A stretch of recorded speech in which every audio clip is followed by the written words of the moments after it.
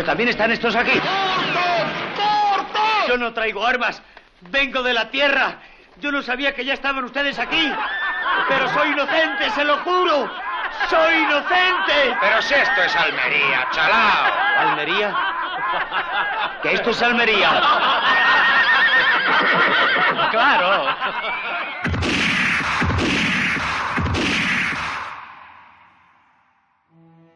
Se murió solo, tal vez.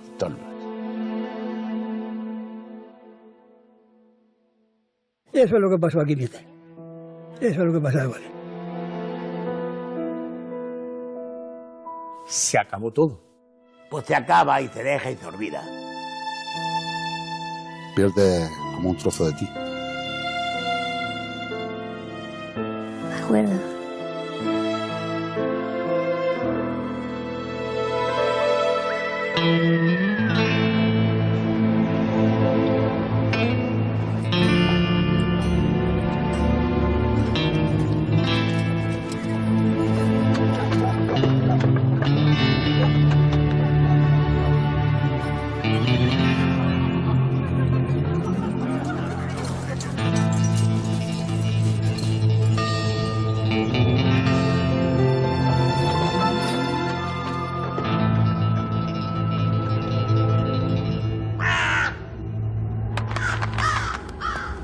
I ride both night and day. I don't like to look behind me. I don't mind the dust, the heat, the desert of this place. My gun, my horse, and I want to rest. My gun, my horse, and I want to rest.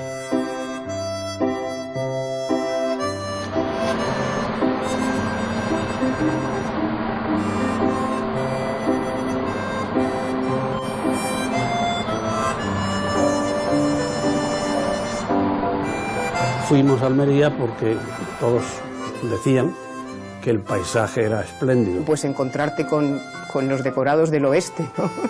Parecía que estabas haciendo las películas esas que tú tanto habías visto desde pequeña y que te daban la ilusión de yo algún día también trabajar en el cine, ¿no? Almería tiene unos escenarios fabulosos. El desierto de Tabernas lo puedes encontrar en California o en Nuevo México. En Europa no se consigue esos escenarios. Y claro, para el western era ideal, ¿no? No solo el paisaje geográfico, sino yo diría que el paisaje humano, porque claro, nos encontrábamos unos tipos físicamente muy parecidos a los que más o menos sabíamos que existían en la frontera entre Estados Unidos y México. Los gitanos que eran cojonudos, porque podían hacer de mexicanos, de indios, de todo.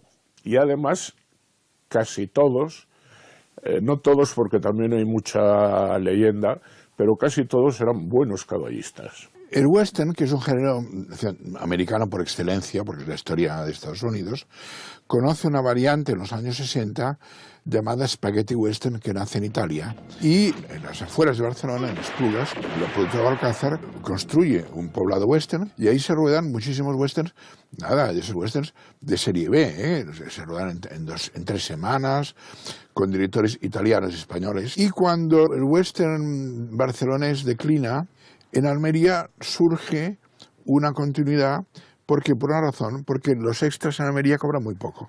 Es decir, es un proletariado barato. Ni teníamos televisión, ni teníamos radio, ni conocíamos lo que era un postre, ni lo que era una Coca-Cola, prácticamente era lo básico, fundamental. En aquellos años Almería pues prácticamente era la penúltima población española, provincia española en renta per cápita, donde todavía se sufrían las secuelas de la guerra civil.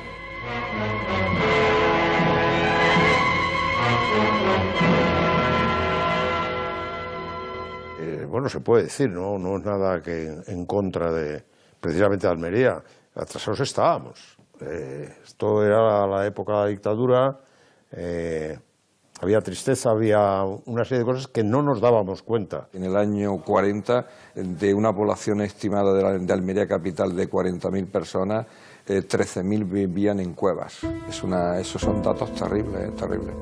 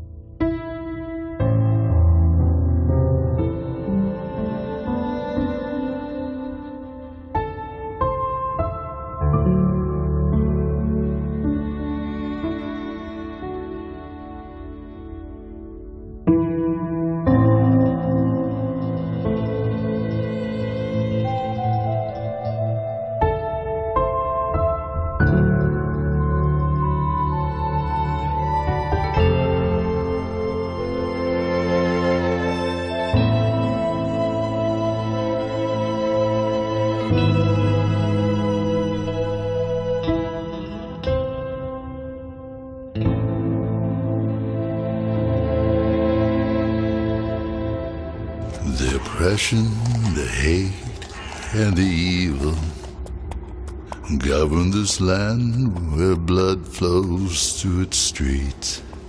I hear the cries, the clear water, and the pure air.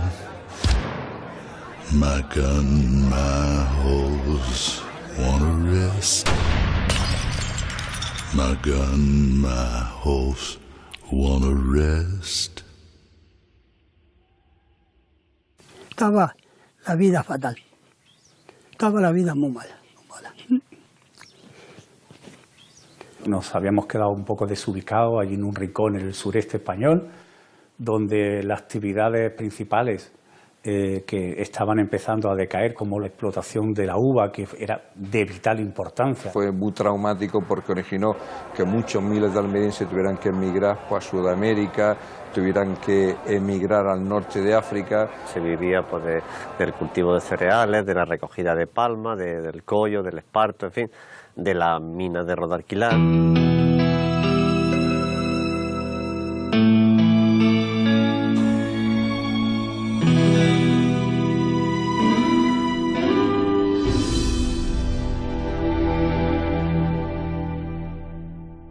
Trabajar en la agricultura, con los ganados, pues haciéndolo a lo que salía, si queríamos bien.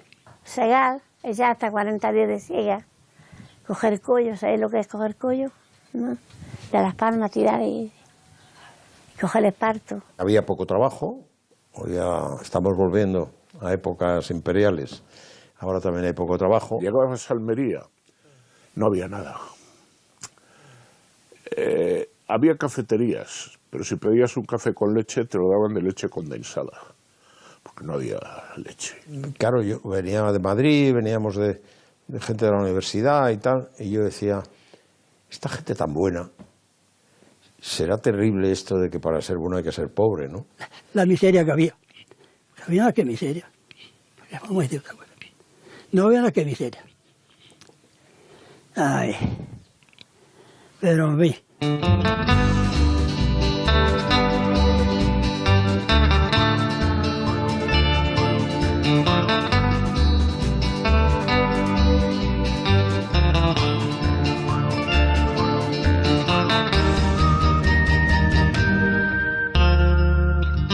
Realmente el cine fue la primera bocanada de aire fresco, de eclosión de Almería, de apertura hacia el exterior. Eso dio de comer a mucha gente, porque unos porque eran maquilladores, otros porque eran figurantes, muchos figurantes. Hacía escenas en las que tenía que haber 700 personas. Esto significaba mucho empleo de extras, en definitiva dinero. Gente que se estaba dedicando efectivamente a la agricultura o a otras cosas, que trabajaba de extras y que trabajó de extras durante varios años. En aquellos años, muchísimos de esos almerienses que vivían en las chancas, en pescadería, en muchas zonas de pobreza de Almería, literalmente se pegaban tortas por trabajar como extras en muchas de esas películas de los años 60, 70 y creó un tipo de ciudadano almeriense que de alguna manera va a trabajar y va a encontrar unas expectativas con aquel primer cine, ¿no? Pues tendría yo 8 o 9 años, que iba un día yo por pescadería con mi padre y íbamos a pescar, porque muchas veces lo que podíamos comer era lo que podíamos pillar en un momento dado. Yo tendría 8 o 9 años, ¿sí? y estaban rodando por pescadería una película que se llamaba Ojo por Ojo. Dirigida por André Callat y que se estrena en el año 57, y es esa la película culpable, entre comillas, de que los paisajes almerienses se conozcan en el mundo entero. Todo esto era dinero. Y resulta que la mano de obra era muy barata. Era todo muy barato, excesivamente barato. Porque la peseta no era el dólar. Y te daban un vasito de vino, y te daban una gamba así de grande y un poco de ensaladilla rusa. Casi era una comida eso, y eso te lo daban todo por 70 céntimos. Entonces aquí es rara la persona de Almería que no haya trabajado en el cine. El cine le debe muchísimo, y el spaghetti western para Almería, y es un elemento clave para entenderla hoy en día, y hace falta reivindicarlo. Yo trabajaba de día en la película y de noche de guarda en un comedor que tiene ahí para los... Estaba de noche de guarda. Claro, hubo gente ya de los extras que prácticamente se dedicaron exclusivamente al cine. No es difícil encontrarse a figurantes nacionales que ya manejan el Colt con la misma soltura de aquel legendario Tom Mix de la pantalla. Cuando te decían que ibas a rodar al cine y por vestirte de mexicano o de romano ibas a ganar más dinero en una semana que en 4 meses trabajando en el campo, pues evidentemente era una auténtica revolución, Recuerdo muy bien que mi madre le decía a mi padre que gana el niño en un día más que tú días trabajando en la mina. Entonces era algo muy diferencial del sueldo mísero que había a lo que las películas no iban dejando. Ellos ganaban, que tampoco era mucho en aquella época, eran 300 pesetas al día, y los teníamos 8 horas. Y entonces no estaba uno en percatarse de aquello que estaban haciendo. Lo que estaba uno en la alegría de ganar los 5 duros. No estaba uno pendiente a ciertas cosas. Yo me acuerdo de haberme metido en las caravanas que traían los actores y actrices, no sabría decir si era un actor u otro, y te daban una buena propina por comprar el paquetillo de tabaco que le iba y le llevaba, en fin, y era un medio más de vida para los niños, y además de ello, pues nos vestíamos de mexicano con una ropa blanca, viene el sombrero de palma, y ahí estábamos todo el día hasta que aparecíamos en una cena de estas, de montón, en fin, de hacer un poco de todo. General, excelencia, bienvenido. Buscas una buena cuadra, una habitación para ti. Necesitas lavarte. Me llamo Fernando. Las cuadras están... Me pusieron un sayo largo. Íbamos para arriba. Luego por esa cuesta que hay para abajo, de Pérez para abajo. Y tirándole piedras a una mujer. Piedras no, corchos. Las personas que trabajaban de forma directa en las películas se convirtieron en auténticos expertos en ese oficio, en trabajar para el cine. Y trabajaban muchos, pero luego se organizaron pues las empresas de Madrid, Medina, Ardura, la gente que llevaba los caballos. De aquí de Madrid iban los jefes de equipo, tal, el jefe de eléctricos con sus 2 eléctricos, su maquinista, tal, pero luego los demás se cogían de Almería, eran profesionales, escayolistas, carpinteros. Allí se formó una serie de profesionales de la industria. Hicimos aquí un equipo de especialistas, que los cuales éramos de los mejores del mundo. Ya estábamos considerados porque trabajamos, hacíamos de todo, de coches, de caballos, de altura, nos pegábamos fuego y lo hacíamos bien. Aquí tienen ustedes la escena. Si hay quien dé más y mejor, le contratarán inmediatamente.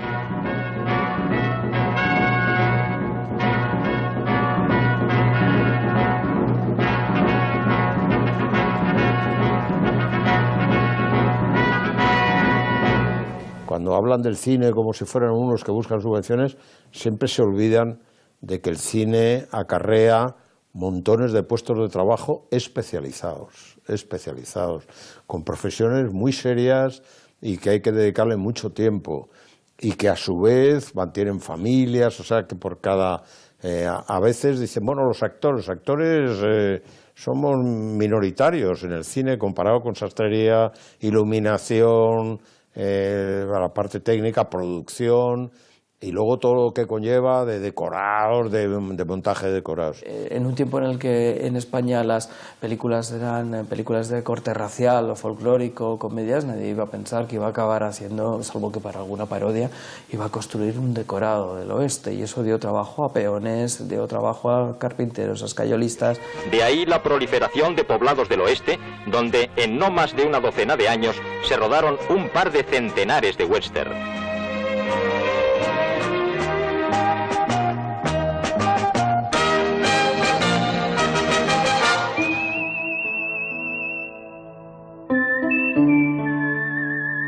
En los desplazamientos a Almería había que hacerlos, excepto el director y los primeros actores, en un autocar.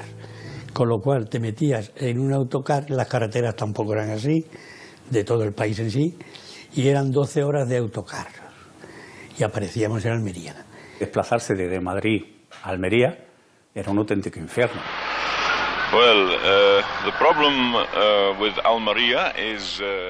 Bien, el problema de Almería es que tiene muy buen clima, pero le faltan facilidades de acceso.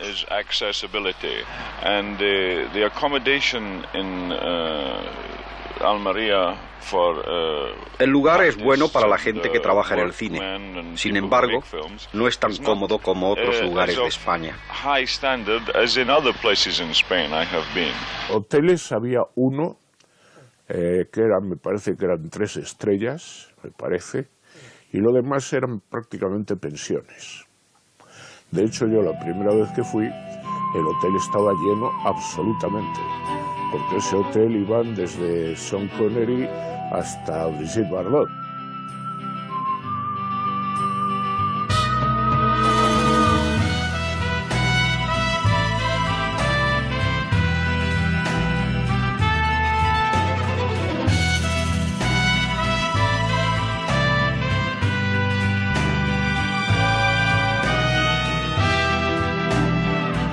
A los actores principales o al director había que ir a buscarlos a Málaga, al aeropuerto de Málaga, porque Almería no tenía tampoco aeropuerto. No existía nada. El alojamiento hubo que buscar casas particulares. Tampoco había apartamentos. A mí me pusieron un piso de 3 habitaciones, cocina y baño. Almería ha cambiado en eso un 1000%. No solo aquello fue un maná económico para Almería, sino que la gente del cine mundial puso Almería en el mapa. Los almerienses se encontraron con que lo mismo hablaban con un alemán que con un italiano, que con un inglés, que con un yanqui. Eso fue, después de la bomba de Palomares, lo más importante que ocurrió en Almería. El pueblo de Palomares tributa a los ministros un afectuoso recibimiento.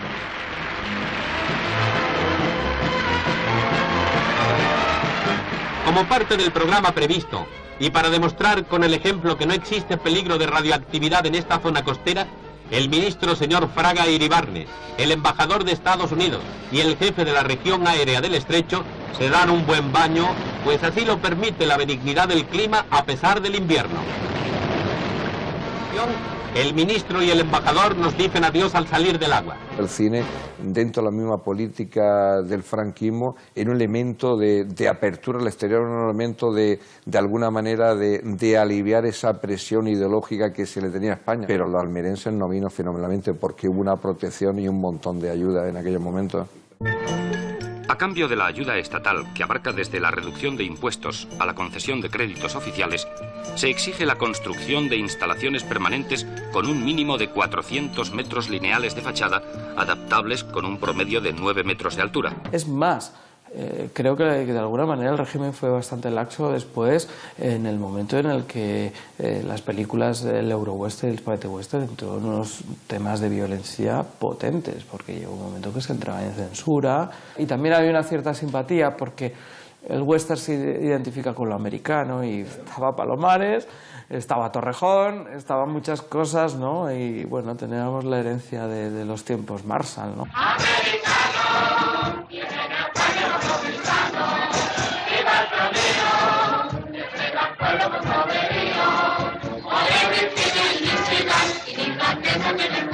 Podríamos definir o describir la llegada del cine a la provincia de Almería como una ventanita por la que entró la modernidad.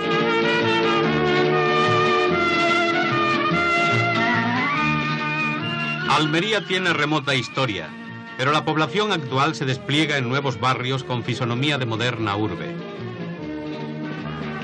El corazón de la ciudad es la Avenida del Generalísimo, abundante en comercios, edificios públicos y recientes construcciones. Se empezó a ver una infraestructura hotelera, se inauguró el aeropuerto, se inauguró el Gran Hotel. Almería cambió de la noche a la mañana. El jefe del Estado, Generalísimo Franco, se desplaza a Almería para proceder a inaugurar el aeropuerto recientemente terminado. Está situado a 8 kilómetros de la ciudad. Tiene una pista de 2.400 metros de largo por 45 de ancho, lo que permite el aterrizaje de grandes aviones tipo DC-8. La ciudad poco a poco tuvo que dar esa respuesta desde lo público y desde la iniciativa privada, pues con la construcción de hoteles. Los principales y primeros hoteles en la provincia de Almería surgen en este periodo. El Gran Hotel, que era el que de ahí han desfilado Raquel Well, Úrsula Andrés, Alain Delon, Anthony Quinn. La mínima y primera infraestructura turística y hotelera y la construcción del aeropuerto se lo debemos sin duda al cine.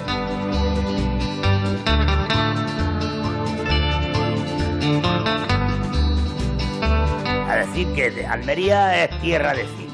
Almería es la costa del director, no es Málaga.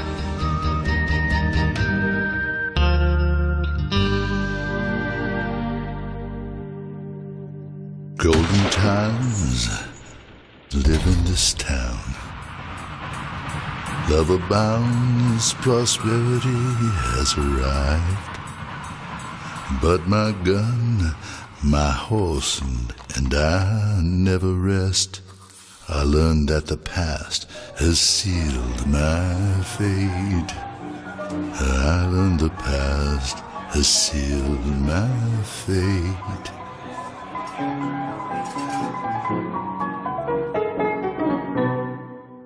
Llegaron no ya las películas españolas, que eran pequeñas, es que llegaron películas extranjeras en donde se derrochaba el dinero que llegaba, digamos, a muchos aspectos de la provincia. No solamente eran los extras, sino que eran las provisiones que se compraban, eran las construcciones que se hacían. Es decir, la verdad es que fue una inyección importante. Es decir, aquello puso color en Almería capital y en Almería provincia. Respiraba, había mucha movida en los bares, en los hoteles. Porque había cantidad de gente que buscaba al acabar el rodaje pues tomarse unas copas, moverse, tal. Los bares estaban siempre llenos. Aquello en cierto sentido fue quizás relativamente rápido, pero aquello en cierto sentido revolucionó Almería. Fue muy importante. Quiero decir, yo en aquella época mía de ayudante de cámara, yo hacía 8 películas al año, de 5 semanas, pero hacía 8 películas al año. Porque además era un trasiego continuo de películas. Por las noches, cuando terminaban los rodajes, tenían que juntarse los jefes de producción, los ayudantes de dirección de las películas que se estaban rodando aquí, pues para ver qué localización iba a usar uno un día, qué número de caballos necesitaba otro, qué número de extras necesitaban para poder compaginarlo todo, porque fue un boom en Almería tremendo. Y cuando querías rodar en un determinado Rambla, tenías que desplazar a alguna persona o dos como guardas para decir, no, aquí estamos nosotros. O sea, para coger ese sector que te interesaba de la Rambla. Es que vinieron de Madrid a hacer una película y cuando se dieron cuenta ya eran 3 o 4 años sin salir de aquí. Yo llegué a ir a Almería un 3 de enero y he regresado el 22 de diciembre. Una película detrás de otra. Incluso cuando se vinieron venían solos y a los pocos meses vino la familia y sus hijos iban a la escuela aquí en Almería. Trabajar con extranjeros, ¿no? Con italianos, con franceses, con americanos, con ingleses. Giuliano Gemma hablaba en italiano, Sophie Dumieg en francés, Jacques Cernas en inglés y yo en español. Y entonces preguntaban que cómo se podía hacer eso.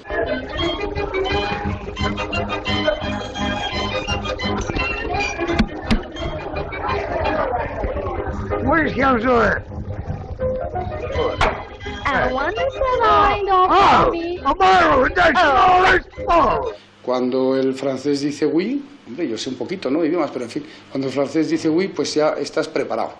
Y cuando el inglés dice yes, pues dice me ha tocado, comienzas a hablar y fuera. Pones cara de western, de sheriff, sombrero, purito.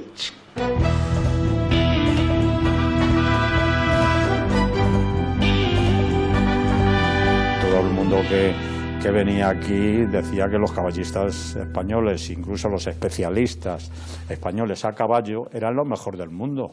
Toda la gente quería venir de Madrid. Pero bueno, si allí hay especialistas y os ponéis a ahorrar a las productoras, no cobrábamos lo mismo que a ellos, nada. Nosotros nos pagaban por día. Y a ellos cuando venían de Madrid, pues les pagaban la semana y encima en los hoteles y tal. Porque los que llegábamos de Madrid tampoco dábamos todo para que lo aprendieran.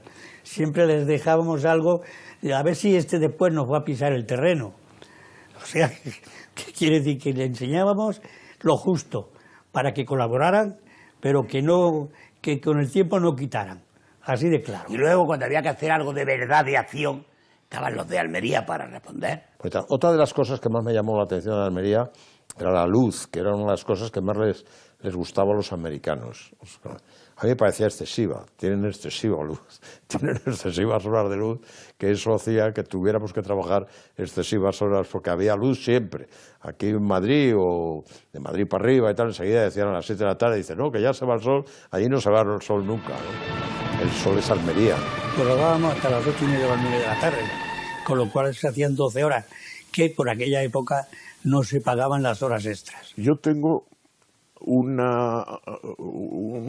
recuerdo terrible, que es que has terminado de rodar, han cortado para comer, me he quitado las pistolas, me he quitado la chaqueta,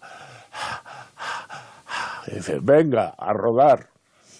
Ese momento que te vuelven a pegar el bigote, te pones otra vez las pistolas encima, sales al sol, te montas a caballo y a galopar por la Rambla, no se puede explicar, no se puede explicar.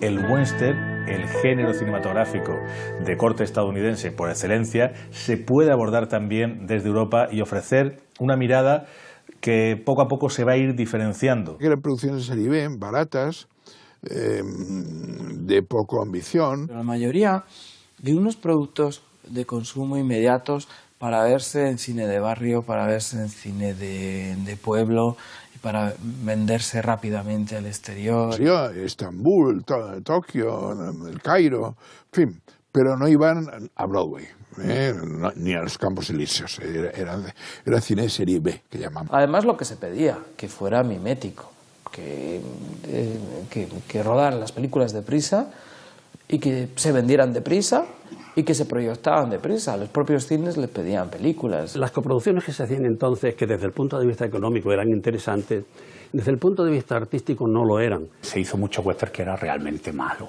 muy malo. Ya recordáis la frase de Leone, que decía, usted es el creador de un género, usted ha creado algo totalmente distinto y nuevo, usted es el padre, y él dice, solo soy el padre de un montón de hijos de mala madre que están haciendo un cine muy malo, ¿no? El western que hago yo es un western visto para los ojos de un europeo, que creo ser mucho más indagador, porque yo soy por el asunto que un director tiene que ser siempre extranjero por descubrir un país. Leone es un poco el padre del spaghetti western hecho con dignidad. Sacó una nueva forma de ver el cine del oeste. Quitando Romero Marchel, los que aportaron importantes temas como realización a los italianos, y hacen un mundo desconocido para los americanos que llegan a copiarnos.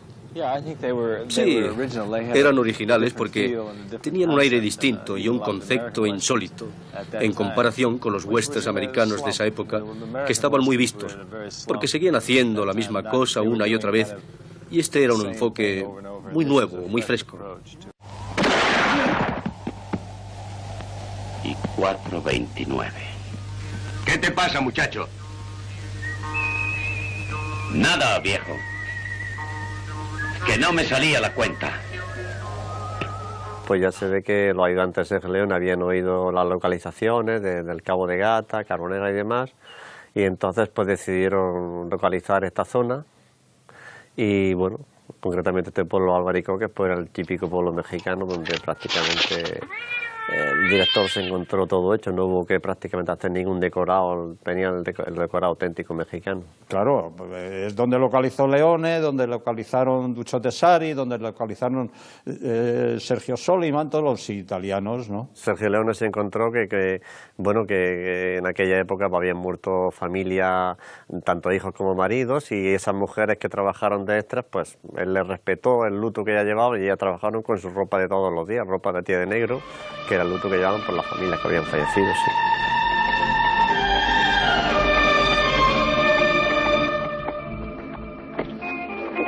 Casi todas las que trabajemos con Sergio Leone éramos los que del equipo de Almería. Yo hice todas las de Leone, las hice yo de hostmaster, de encargado de caballos, vamos, todas. Un director muy impulsivo, de hecho, muchos rodajes se cabreaba, se iba, tiraba. Había un sitio muy especial aquí en Almería, que es un paraje que se llama La Sartenilla.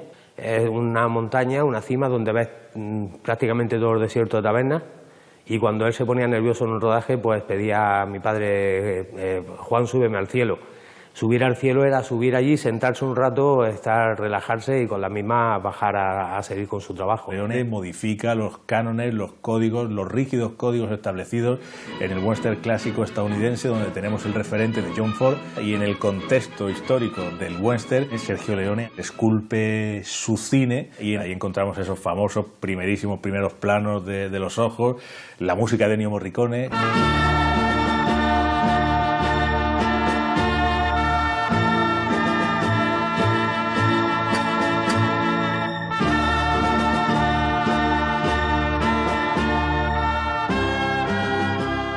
Al mismo tiempo un cambio radical dentro de la composición de bandas sonoras para ese tipo de películas. Tenía que estar la música mientras estaba rodando porque todo tenía que ir muy bien compaginado. Y la violencia exacerbada. Y no ya solo eso, porque violencia hay también en los western clásicos. Lo que ocurre es que la violencia normalmente en esas películas tiene algún tipo de justificación o de base ética que permite que para el protagonista, el bueno, sea plausible emprenderla.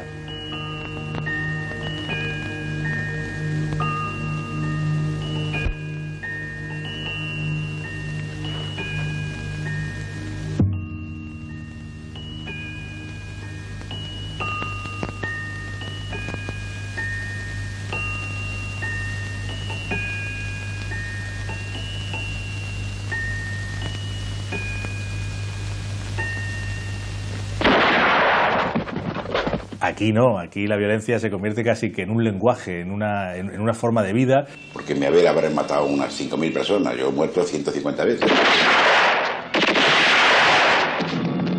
Eran películas de evasión, vamos, de la evasión más descarada y más absoluta, ¿verdad? Entonces, como a los 10 minutos empezar la película, empezaban a matar a individuos uno tras de otro. Y es que mataron como en 20 minutos unos 40 tipos. Y si entramos ya en el plano estético, bueno, pues ahí tenemos también para hacer una tesis, por supuesto. La figura estilizada con ese poncho mítico, con reminiscencias a los emperadores romanos, que viste un desconocido por entonces, Clint Eastwood. Yo fui a por el poncho a Níjar para probarle un poncho. Había todo iguales, pero luego le bordaron unas cosas aquí para que le realzara la cara. Y luego el capelo, otro capelo. Y le ponían un sombrero al Clint Eastwood. Clint Eastwood cuando vino aquí no había adquirido, por supuesto, ninguna fama, pero Lee Van Cleef, que era un actor ya conocido, bueno, para nosotros eran personas que nos permitían vivir algo mejor de la miseria en la que estábamos viviendo y que gracias a eso pues tratábamos de agarrarnos como fuera pues, para seguir viviendo de esa prosperidad que nos daba esta gente. Sí. Fue una época muy interesante de mi vida. Me gusta mucho la gente de España. Sobre todo la gente de la zona de Almería y de los alrededores de Madrid. Todos interesados en la película, aunque nadie me conocía. Era un actor totalmente desconocido. Pensaban que se trataba solamente de otra película de bajo presupuesto, pero resultó ser una de las mejores películas europeas del oeste y que marcó el primer éxito de mi carrera. No entendían que era una industria, entendían que eran personas que venían, hacían aquí algo, dejaban algunos jornales a la gente que los necesitaba y que se marchaban.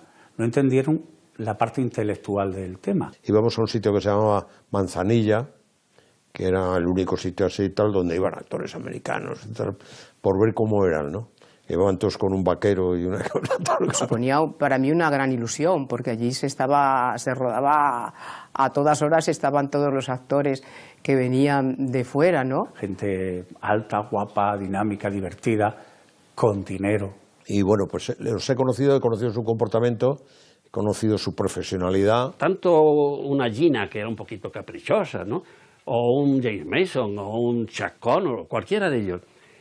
Yo creo que veían que nos estábamos moviendo, pues igual que se podían mover en Estados Unidos rodando una película, que había más pobreza en su entorno, por supuesto que estábamos en España, pero ellos veían que aquello funcionaba muy bien. Recuerdo sobre todo con Clint Eastwood o con Lee Van Cleef, que me unió una amistad apreciable, pues no les oí protestar a ninguno. O sea, que a la fuerza ahorcan. Es como cuando yo me he tenido que vestir de romano a 6 grados bajo cero en la presa del Atazar. Un caballo murió de pulmonía. Los actores somos más duros. Las grandes estrellas, al momento que rodaban, era cuando le daba el sol. El resto estaban con su caravana, con su agüita fresquita y rodeado de facilidades, lógicamente, ¿no? No era nada raro una película donde los americanos tenían roulots y los españoles no, o tenían una para todos. Madre de Dios, la de polvo que me he comido yo en las Ramblas de Almería. Los americanos era muy raro que no montaran a caballo. Lee Marvin montaba mejor que el que le habíamos puesto de doble y no quería que le doblaran.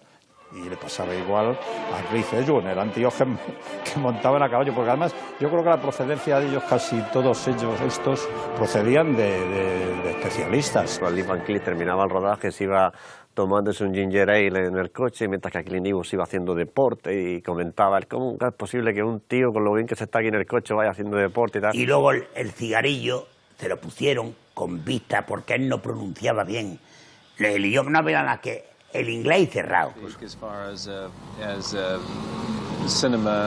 Porque antes solo se me conocía en los Estados Unidos, en Inglaterra, en Australia y en algunos otros países por las series de televisión que había hecho, pero no se me conocía en absoluto como actor en películas importantes hasta que hice esas películas. Lo hicimos nosotros aquí actores. Y el cigarrillo le iba cortando para que se hiciera como especie de una cigarrera aquí, manchado, para que luego en el doblaje de los idiomas las frases que él decía que cayeran simpáticos por aquí. Oye, es que no está... That I thought I might just tag along on your next robbery.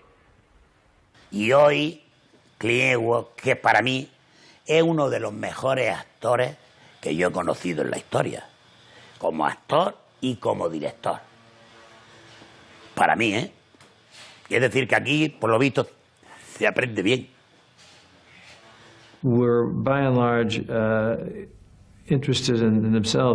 Estos personajes estaban fundamentalmente interesados en sí mismos, en contraposición al héroe del western clásico, que era un buen tipo frente al malo, y sin que hubiera nada en medio de estos dos arquetipos. Pero el western, en fin, sobre todo tal como nos lo ha enseñado siempre Gary Cooper, John Wayne, pero eran personajes de una pieza y no se entraba en unos problemas morales. Tenían mucha más importancia y eran mucho más largos y más importantes los papeles de hombre. Pero sí que, bueno, todo esto te sirve a lo largo de tu carrera, de tu vida. Por ejemplo, en el caso mío, El precio de un hombre estaba basada en una novela que era americana y que tenía características del cine americano del oeste, no las características del cine que inició Leone, no. Entonces la novela esta americana era una espléndida novela y yo intenté mantenerme dentro de una línea que fuese americana y no italiana, porque así era la novela, así lo exigía la novela.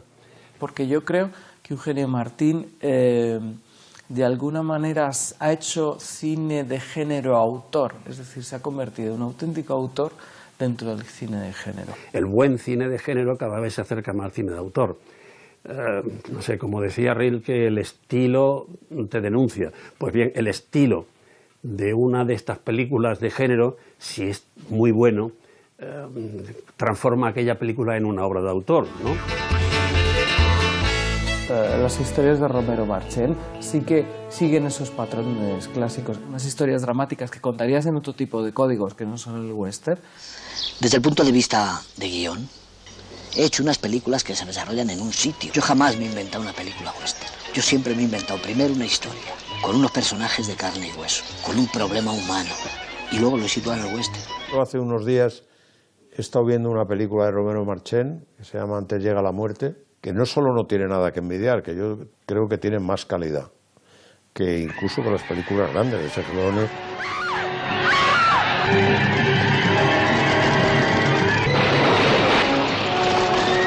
Películas magníficas, además de movimiento de masa, sorprendente. A mí nunca me ha sorprendido, porque si vas al Prado y ves las lanzas y ves tal, hay una cantidad de pintura interesante de movimientos de masas que es una de las cosas más difíciles para los directores.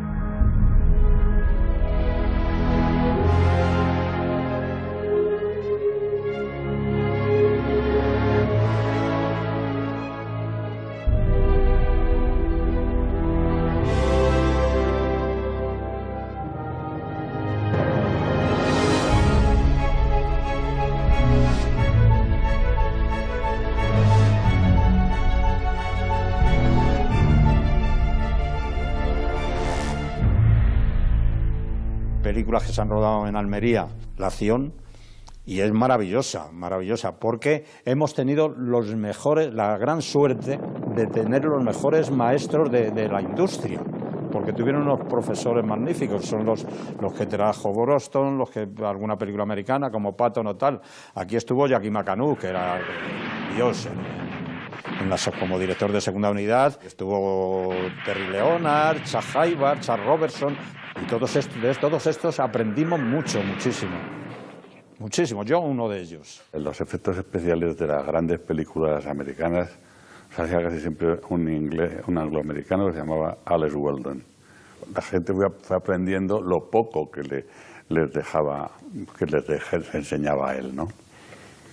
Y bueno, pues entre eso, un poquito de ingenio y una osadía brutal, pues hacían muchas cosas que verdaderamente tenían peligro. Donde allí se creó, había un grupo que sabían mucho de eso, porque claro, era película tras película y había siempre explosiones y había siempre disparos. Entonces me tenían que disparar y yo decía, bueno, pero de aquí seguro que no saldrá una bala porque me da muchísimo miedo tener una, aunque sea de madera, claro, y los efectos especiales pues con la pólvora y las pistolas, que a mí me daban mucho miedo. Tenía que haber una explosión en una estación y se hizo una primera toma y hizo una explosión muy pequeñita y dijo, no, una explosión. Y hubo que pagar en aquella época como 40.000 pesetas, que era muchísimo dinero, para volver a poner el suelo de media estación que volaron. O sea que no había excesivo control, no había.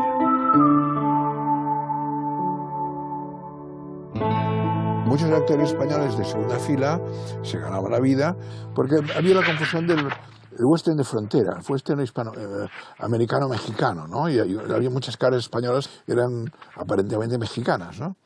Y Fernando Sancho era un actor que hizo mucho de mexicano con sus bigotes, era el malvado, etcétera, etcétera, ¿no? Y siempre me ha llamado para lo mismo, para hacer un mexicano, el burlón, el borrachín. Un caso muy interesante, por ejemplo, es el caso de Álvaro de Luna. Álvaro de Luna sí estaba, o Sancho Gracia. Pero Sancho Gracia sí que había unos conocimientos previos de interpretación cuando entra al género. Pero el caso de Álvaro de Luna quizá entra más como especialista y más como pequeños papeles y luego pues ahora se han convertido en actores enormes, ¿no? Bueno, y Sancho Gracia era un espectáculo. Él venía de un mundo donde los primeros actores, los grandes actores tenían que formar sus sociedades para producirse las películas, ¿no? Lo que le está ocurriendo ahora a Banderas. Bueno, pues él ya lo hizo hace 30 y tantos años, ¿no? El Sancho fue productor de los Curro Jiménez para Televisión Española, pero fue productor. ¿Quién es usted? Curro Jiménez. Cuando tiene una piedra en oculto en la mano.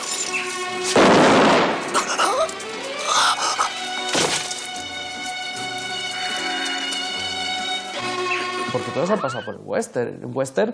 En un western puedes encontrar a Marisa Paredes. El primer papel de Marisa Paredes fue haciendo de India en un western. Y José Luis López Vázquez, José Bódalo, María Isbert, Mónica Randall, Charo López, en fin, porque todos han pasado por el western.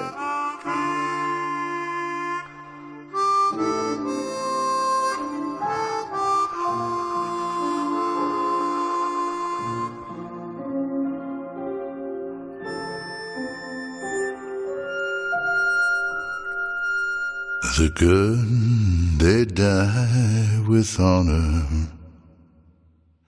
The bad die without forgiveness. On the graves, the weeds give way to flowers.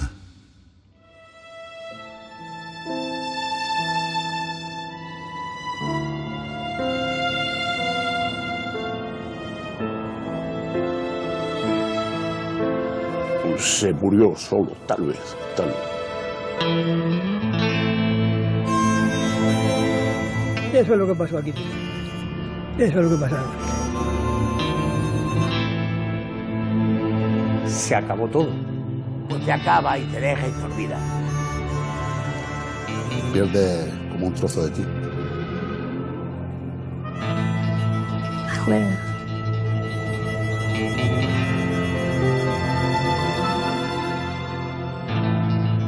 Lo más fácil es pensar que sencillamente de pronto hubo tal empacho de spaghetti western.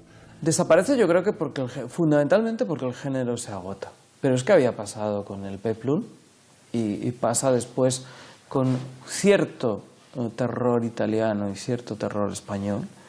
Y ocurre después también con el cine, digamos, la comedia sexy o el softcore, ¿no? No existe una causa específica por la que se dejaron de hacer películas en la provincia, sino que más bien responde a un cúmulo de factores diversos que cada uno en un porcentaje diferente pues llevaron a esa realidad. Decían que eran repetitivos los argumentos, que se sabía ya de entrada quién era el malo y quién era el bueno. Pasa de moda, el cine se hace más urbano. Almería estaba encasillado en eso, no se buscaba otras localizaciones, que las hay muchas, para hacer otro tipo de cine. Y Almería cierra puertas.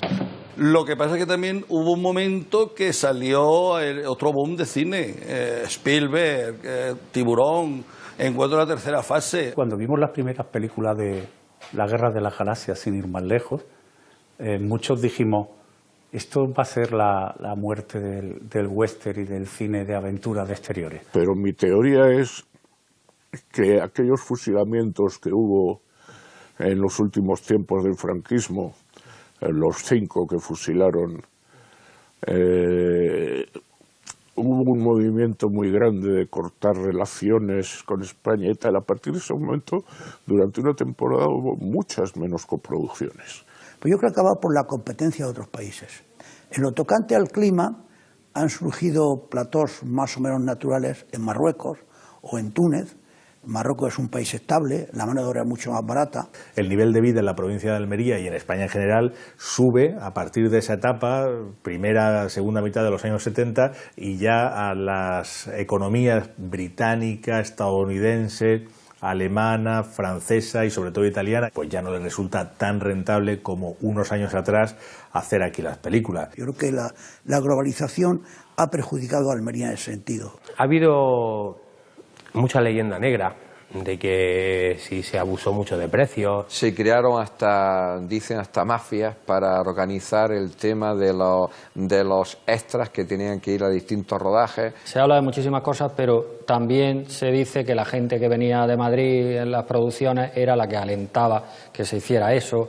Pues también a mucha gente de Almería denuncian personas paisanos que han trabajado en el cine y vivieron aquello en primera persona, pues que las condiciones de trabajo eran peores, más negativas que las que encontraban en otros puntos de España o en el extranjero. Hasta el señor que aparecía como un puntito en mitad del desierto aquel, de la Rambla, en medio de la Rambla, aparecía un señor como un puntito con un Winchester, avanzaba y llegaba y decía, ¿han pagado ustedes el permiso? Tú tenías el permiso para pagar donde ibas a rodar. Y habías pagado y tenías el permiso. Ya a la media hora tenías un tractor puesto al fondo. Entonces el de producción iba allí y decía, bueno, oiga, quite el tractor que lo vemos. Dice, yo estoy en mi tierra y hago lo que quiero. Oiga, ¿quiere usted quitar? Y dice, no lo quito, esta es mi finca. Pero mire que tenemos que ir, de que no lo quito. Dice, vale, ¿cuánto? Pues tanto. Y se iba el tractor. Aquí ya las que por pasar por la puerta querían ya la gente cobrar. Familias que tenían controlados para que imponer incluso que tenían que contratarlas a todas las familias completas y iban de un sitio a otro y tenían un modus vivendi muy particular. Era una actividad muy curiosa. Todo esto fue sumando y fue lo que fue echando a la gente de Almería. Ni fuimos el milagro para que toda esta gente maravillosa viniera y rodara toda su obra aquí, y tampoco fuimos los culpables de que se dejara de hacer. No se les ha sabido tratar y hacer una industria en Almería que lo tenía todo. Tenía el paisaje, tenía el clima, tenía la luz, lo tenía todo. Lo que no comprendo es cómo el cine español no ha establecido aquí una industria. Hace 9 años que vine por primera vez a Almería y ahora veo que todo sigue casi igual. Rafaela de Laurentiis, cuando hicimos Conan, me dijo, qué pena que aquí en Almería no hayan hecho unos estudios. Efectivamente, era el sitio idóneo de Europa para hacer unos estudios de cine. Sin embargo, lo han hecho los estudios en capitales que no han sido nada de cine. Luego, después han ido a hacerlo a Alicante y claro, Alicante ha fracasado totalmente, porque no es Almería. Almería es que tiene toda la provincia es un plató de cine. Y sin embargo aquí no se ha hecho nada. ¿Cómo es posible que después de todo eso en la provincia no quedara absolutamente nada? Ni un pequeño estudio, ni técnicos formados, ni infraestructura de ningún tipo, salvo unos poblados del oeste olvidados que afortunadamente se recuperaron para dedicarlos a la industria turística.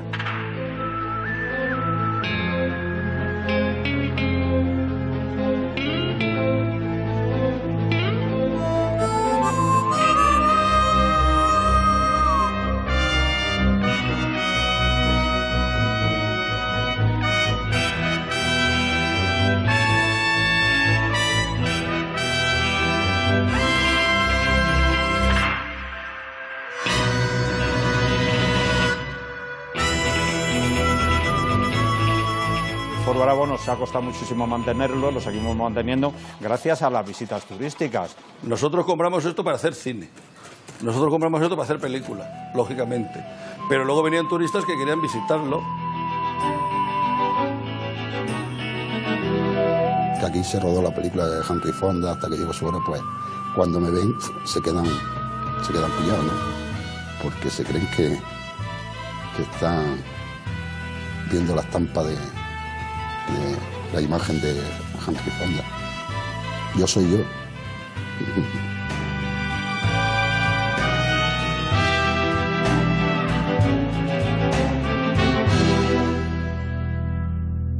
Normalmente suelen visitarse más los poblados que otros monumentos históricos mucho más importantes que tenemos en Almería. Por tanto, son el vestigio, bajo mi punto de vista, más romántico y más hermoso que puede quedar de aquella etapa del cine, especialmente del western, lógicamente.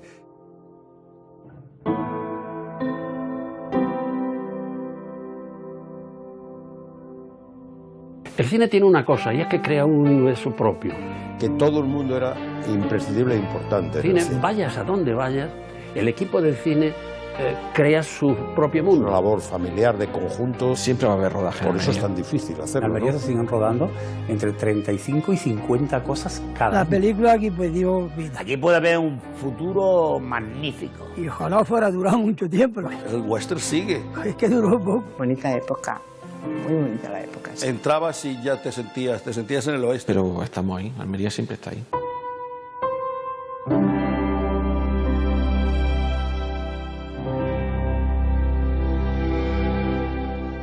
I ride both night and day. I don't like to look behind me. I don't mind the dust, the heat, the desert. Times change, and now it's time to leave again.